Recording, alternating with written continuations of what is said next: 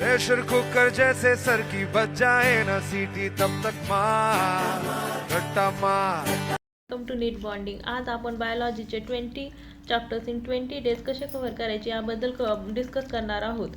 ह्याच्यामध्ये आपण biology 11, biology 12चे दोन्ही कंबाईन करून असे 20 टॉपिक्स बनवले आहेत, त्याचा तुम्हाला अभ्यास करायचा आहे।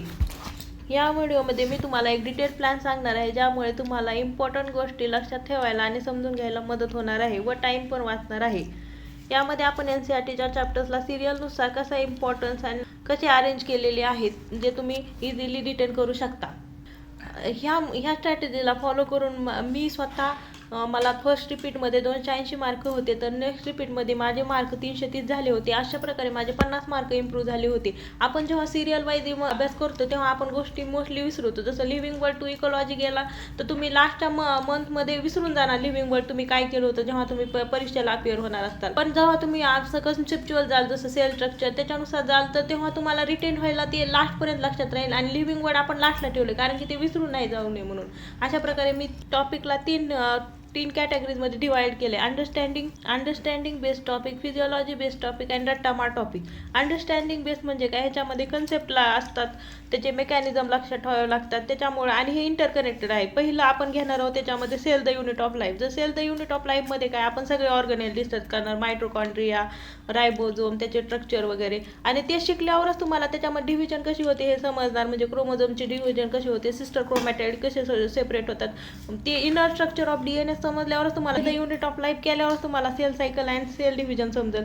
आणि सेल सायकल सेल डिव्हिजन समजलं तर मॉलिक्युलर बेसिस ऑफ इनहेरिटन्स समजेल, कारण की मॉलिक्युलर बेसिस ऑफ इनहेरिटन्समध्ये आपण DNA आणि त्याच्यामध्ये होणारे मॉलिक्युल्समध्ये होणारे चेंजेस पाहतो, आणि त्याच्यानुसार रिकॉम्बिनंट DNA कन्स्ट्रक्ट कसा करायचा हे मॉलिक्युलर बेसिस ऑफ इनहेरिटन्समध्ये शिकतो आपण। आणि त्याचाच उपयोग आपण बायोटेक्नॉलॉजीमध्ये करतो, ज्याच्यामध्ये आपण कॉम्बिनंट DNA बनवतो आणि ते इन्सर्ट करतो टिश्यूमध्ये, आणि त्याच्यामुळे ते टिश्यूची capacity to reproduce and produce इन वाढते।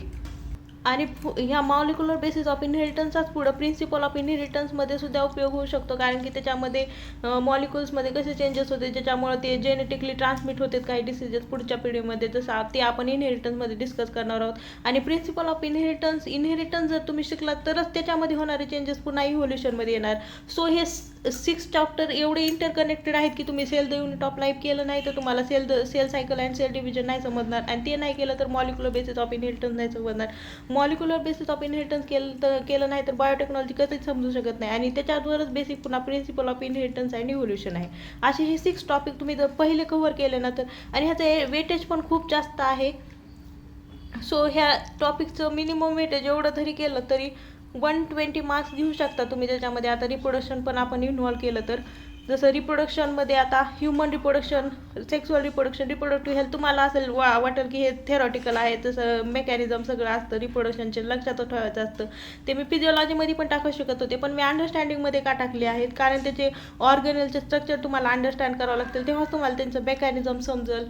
आणि पुन्हा ह्या दोन्हीचे रिप्रोडक्टिव्ह हेल्थ टोटली थेरॉटिकलच आहे, पण हे रिप्रोडक्शनशी रिलेटेड आहे, सो मी ह्याच्यामध्ये इन्क्लूड केलेलं आहे। असे तुम्ही 9 हे पहिले अंडरस्टँडिंग बेस करा, आणि ह्याच्यासाठी तुम्ही 2 मंथ्स टाईम द्या, भरपूर टाईम द्या। ह्याच्या तुमच्या अभ्यासाचा 2/3 टाईम जरी ह्याला आणि ह्याला 1/3 द्या, असं केलं तरी तुमचं कव्हर होऊ शकतं, कारण की हे खूप बेसिक आहे, त्यानं ह्याला अंडरस्टँड करायला तुम्हाला खूप वेळ लागेल। त्यातल्या त्यातच molecular basis of inheritance, biotechnology, principle of inheritance, evolution हे टॉपिक हार्ड आहेत समजायला आणि रिटेन करायला पण, त्याच्यामध्ये ते क्रोमोझोम वगैरे जास्त इन्व्हॉल्व असतात त्याच्यामुळे।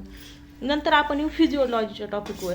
फिजिओलॉजी बेस्ड आहे, त्याच्यामध्ये मी प्लांट फिजिओलॉजी आणि एनिमल फिजिओलॉजीवर बेसिकली फोकस केलेला आहे। त्याच्यामध्ये पण आपण पहिल्या सुरू प्लांट ॲनाटॉमी बघायची, कारण की त्याचे स्ट्रक्चर वगैरे समजल्यावरच तुम्हाला पुन्हा प्लांट फिजिओलॉजी समजेल। जसं की आपण प्लांट ॲनाटॉमीमध्ये स्क्लेरनकायमा, कोलेनकायमा ते पाहतो, आणि तेच आपल्याला पुन्हा प्लांट फिजिओलॉजीमध्ये त्याचं फोटोसिंथेसिस, ट्रान्सपोर्टेशन हे समजायला पुन्हा हेल्प होऊ शकते।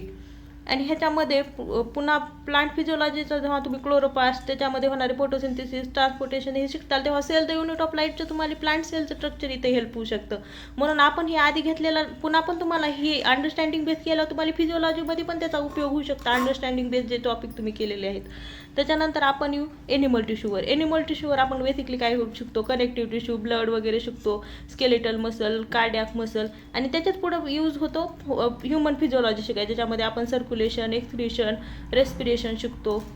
नंतर ह्युमन हेल्थ अँड डिसीजमध्ये ह्युमन फिजिओलॉजीचा बेसिकली उपयोग होतो, कारण की ॲबनॉर्मल फिजिओलॉजी झाली तर डिसीजेस होऊ शकतात.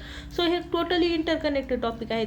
ह्याच्यामध्ये तुम्ही शिफ्ट एवढंच करू शकता की तुम्ही एनिमल टिश्यूला वरती घेऊन human physiology, human health and disease and plant अॅनाटॉमीला तुम्ही खाली घेऊ शकता. तुमच्या ह्याच्यानुसार तुम्ही इंटरचेंज करून यूज करू शकता त्याचा. थर्ड आहे रट्टामार. रट्टामार ह्याला मी म्हणा लास्टचा 1 मंथ द्या. तुमची जर नेक्स्ट मंथमध्ये परीक्षा असेल त्याच्या 1 मंथ आधी हे रट्टामार टॉपिक करा, कारण की हे खूप इझी आहे. आणि ह्याच्यामध्ये फक्त एकच स्ट्रॅटेजी मी सांगू शकते की तुम्ही ह्याच्यासाठी एक नोटबुक बनवा. जसं मायक्रोब्स इन ह्युमन वेलफेअर, मायक्रोबचे यूज वगैरे, त्याचे नेम्स आणि त्याचा यूज हेच येऊ शकतं. त्याच्यामुळे हे 1 पेज टॉपिक आहे. बायोमॉलिक्यूलमध्ये वेगवेगळे प्रोटीनचे स्ट्रक्चर वगैरे कसे बनतात त्याचं तुम्हाला स्वतः ड्रॉ करून थोड्याशा ट्रिका बनवून असं लक्षात ठेवावं लागेल. त्याच्यासाठी पण तुम्ही मॅक्सिमम 4-5 पेजामधला हा धडा संपतो बायोमॉलिक्यूल.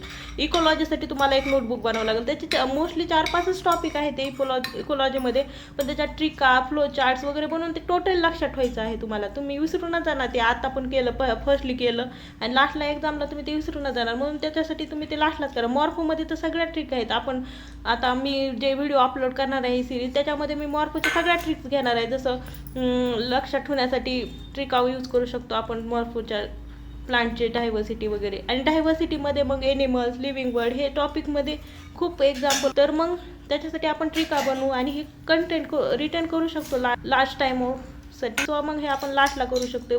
वन नोटबुक मी सांगेल रट्टामारसाठी 1 नोटबुक बना. फिजिओलॉजीसाठी बेसिकली स्ट्रक्चर अँड मेकॅनिझमवर फोकस करा आणि अंडरस्टँडिंगमध्ये पण सगळं समजून घेण्यावर फोकस आहे. अशा आपण ही सिरीज मी घेऊन येणार आहे 90 टॉपिकचे. थँक्यू.